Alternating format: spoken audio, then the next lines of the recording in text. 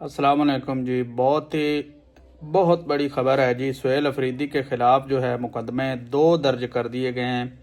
एक तो पहला गद्दारी का मुकदमा और दूसरा जो है इदारों के ख़िलाफ़ जो है बोलने का, जो है उनके ख़िलाफ़ बयानात देने का जो मुकदमा है वो दर्ज किया गया है। और एक मुकदमा और सुनने में आ रहा है कि उनके ख़िलाफ़ पहले एक मुकदमा था जहाँ पे वो ना तो पेश होते हैं, ना उनका कोई वकील पेश होता है, और उस पे भी जो है नोटिस लिया गया है। ये आज की लेटेस्ट न्यूज़ है।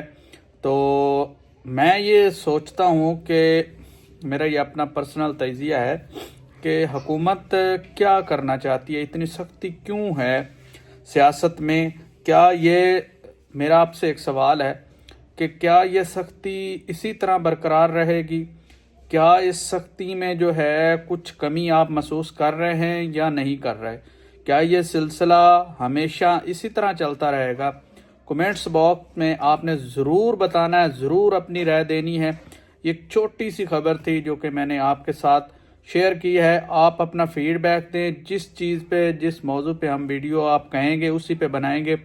आज के लिए इतना है। अपना बहुत सारा ख्याल रखें। चैनल को लाइक शेयर सब्सक्राइब कर लें। अल्लाह हाफिज़।